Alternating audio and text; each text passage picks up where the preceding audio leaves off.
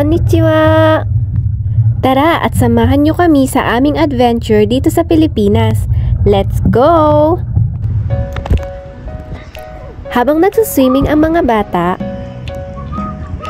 sinamahan ko naman si Mami sa Ali Mall para mag-settle ng realty tax. Kinagabihan naman ay bumiyahe kami papunta ng Pampanga.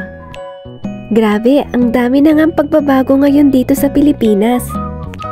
Though nandun pa rin yung traffic, pero maaaliw ka sa mga scenery na makikita mo habang nasa biyahe. Excited na nga kami dahil iso-surprise namin si Papa at ang family. Hindi kasi nila alam na umuwi kami ng Pilipinas. Dati napapanood ko lang to sa ibang mga vlogger. Ngayon kami na mismo yung magso-surprise sa family namin. Ganto pala yung feeling, no? Nakaka-excite. After 2 hours and a half ng biyahe, finally at nakarating na rin kami. Ayan nga si Mami, oh.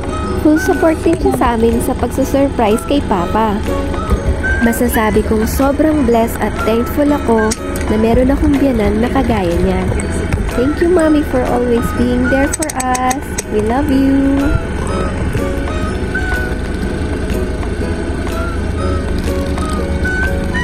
Pagkalipas ng ilang minuto, ayan na nga si Papa at si Mama Fe. Buong akala nila ay iaabot lang ni Mami yung mga pinasabay naming bagahe. Ang hindi nila alam ay nandito rin kami sa van at naka-standby na.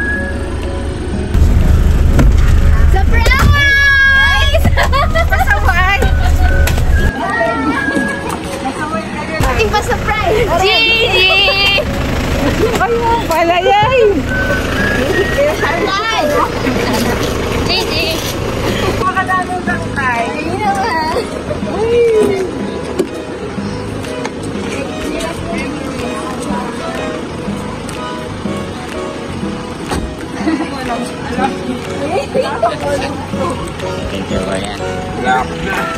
Yay! Successful ang surprise! Thank you! Meet my Xerox copy, my Papa.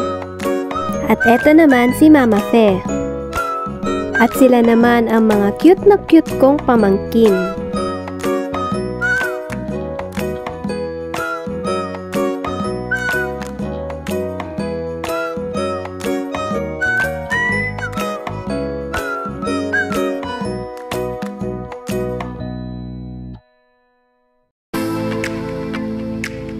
The next day, after namin kina Papa, lumarga kami papunta ng Tarlac. At habang binabaybay namin ang SC Tex, muli na naman kaming namangha nang makita namin ang mga railways. Patunay nga ito na unti-unti nang gumaganda ang ekonomiya ng Pilipinas. At syempre, happy kami dahil possible na magkaroon ng malapit na train station sa property na nakuha namin.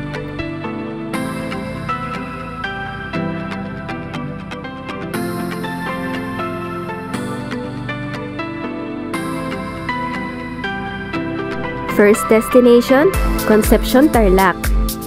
Nandito nga yung first property na nakuha namin.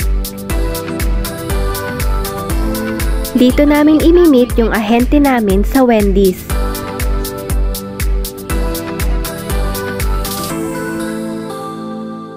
Eto na nga at kasama na namin si Ma'am Winnie Solis na siyang magga-guide sa amin papunta dun sa property. Itong property nga pala na ito ay under Santa Rosa Realty Development.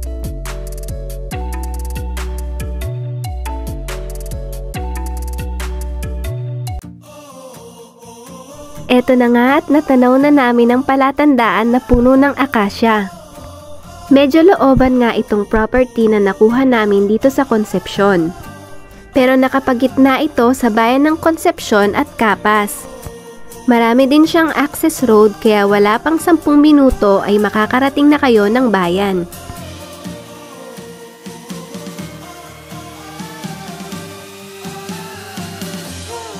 Sa mga sandaling yan ay sobrang excited na nga kami dahil first time namin makikita ang property na nakuha namin dito.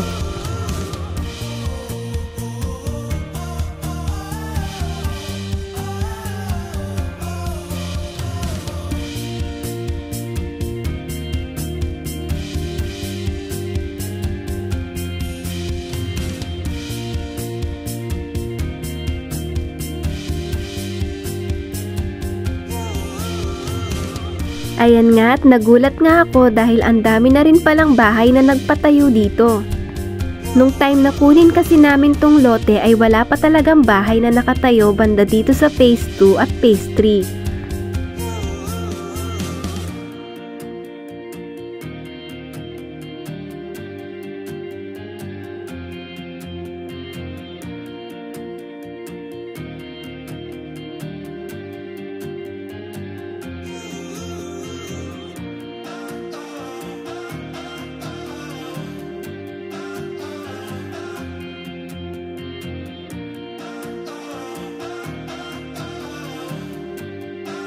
Ayan nga guys at natanaw ko na nga ang Lot 1 Block 5. Sobrang natuwa ako nang makita kong natatanaw pala mula dito ang Mount Arayat. Iba pa rin talaga pag personal mong tinignan yung lugar. Ang sarap sa pakiramdam nang makita na namin sa personal ang naipundar namin.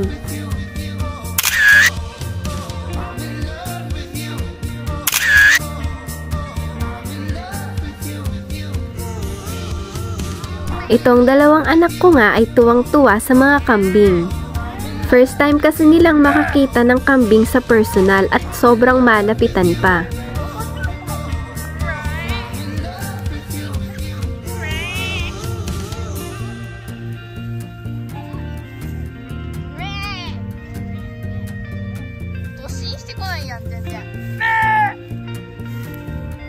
Ito nga ang kabuuang lot plan ng Phase 1 to Phase 3.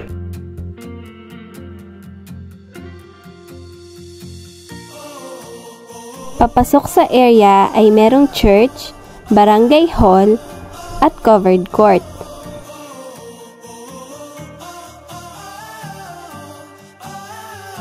Next destination ay sa second property na nakuha namin dito sa Tarlac. Ang property na ito ay under Gemma Realty. Malapit lang ito sa Robinson, Luisita. Approximately less than 10 minutes from the lot. 24 hours available din ang mga transportation dito like buses, jeep, and tricycle. Ayan nga sa harapan namin si Ma'am Jen na siyang magga-guide sa amin papunta dun sa area.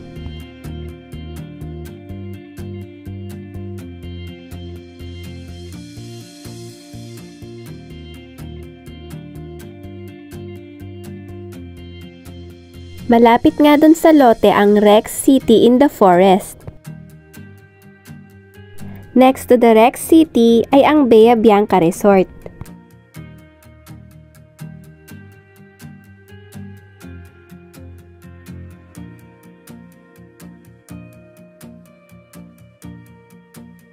At madadaanan din ang St. Bernard Subdivision papunta sa lote.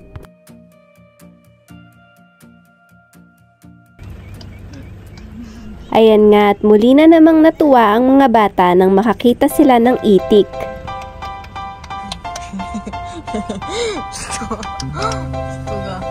Ang lote ngang ito ay 5 years to pay na pre-selling.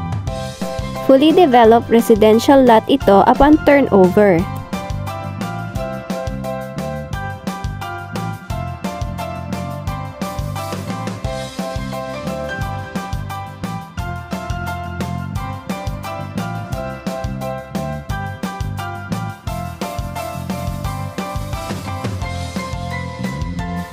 Ito ang video ng plano kung paano ang magiging itsura ng area pag fully developed na ito.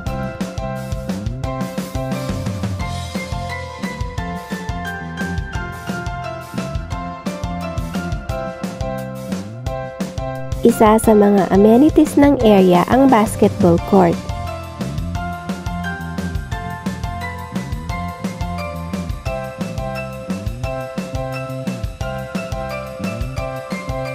At syempre, hindi mawawala ang parks and playground.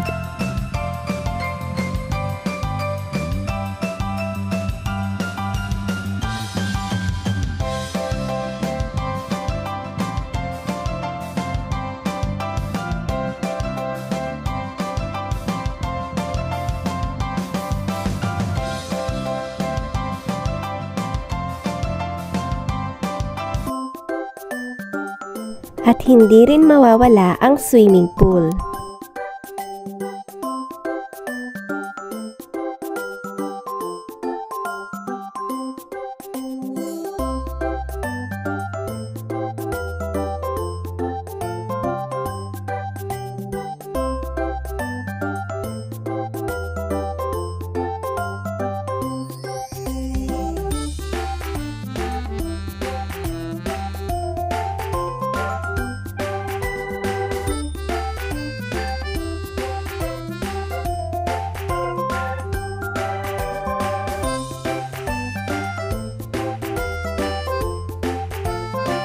Ito ang site plan at location mula sa mapa.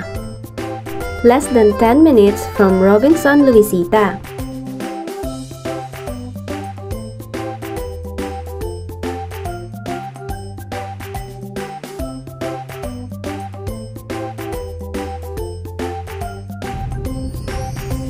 After namin tignan ang mga lote, nagutom na nga kami kaya naghanap na kami ng restaurant na makakainan. On our way to the restaurant, ayan nga at nagkukulitan ng mga bata sa sasakyan. So paano guys? Hanggang dito na lang muna ha? Abangan ang susunod pa naming mga videos. Thank you for watching minasang. Please subscribe, like, and hit the notification bell para lagi kayong updated sa aming mga new uploads. See you on our next video! Bye-bye!